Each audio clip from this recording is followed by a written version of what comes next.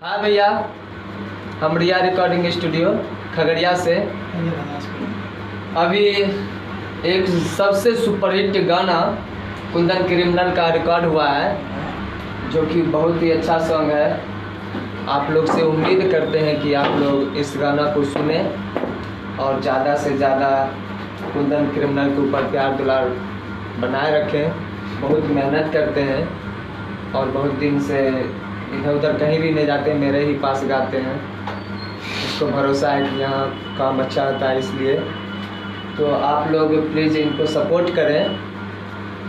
और कुंदन क्रिमिनल तुम कुछ कहना चाहते हैं? हाय भैया, नमस्ते, प्रणाम। मैं देहाती स्टार कुंदन क्रिमिनल। आप तमाम मैथिली जानकार से जितने भी आदमी जुड़े हैं सबको पैर छू के प्रणाम करता हूँ। आज मेरा बहुत ही शानदार एक सॉन्ग रिकॉर्ड हुआ है रिया स्टूडियो खगड़िया से। बोलबम का सॉन्ग है, आप लोग सुनिए। बहुत ही पसंदीदा सॉन्ग है, आप लोगों को बहुत अच्छा लगेगा सॉन्ग। अभी रिकॉर्ड चलिए तब सुनाते हैं, अभी सुनिए और बताइएगा कैसा है कमेंट में।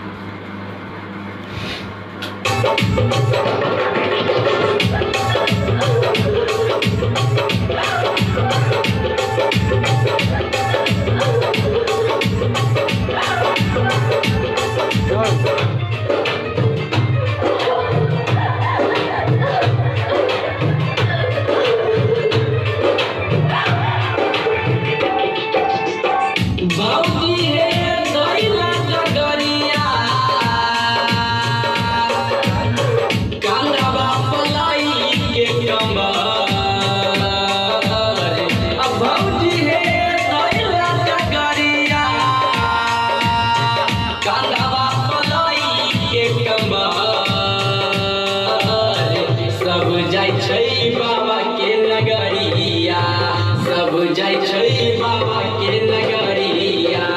चल अपन करवा नहीं विचार, सब जाय छै बाबा के नगरिया। चल अपन करवा नहीं विचार,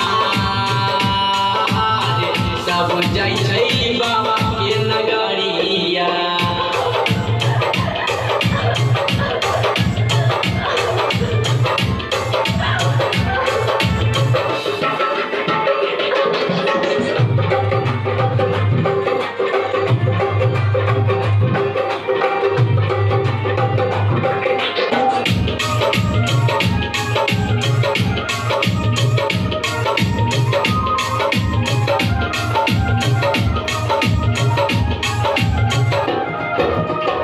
देवघर में सुना भौजी होय छै भीड़ भारी, हिम्मत नहीं हारियो देवता लपटा जे सारी।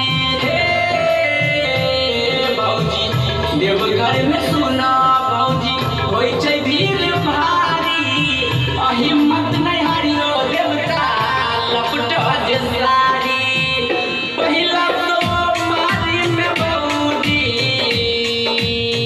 जल देबै दोनों साथ ढाई।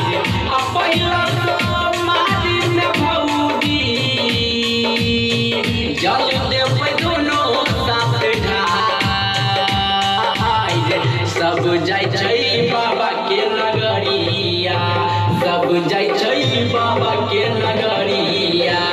चल अपन करवा नहीं विचार, सब जाय छै बाबा के नगरिया। चल अपन करवा नहीं विचार,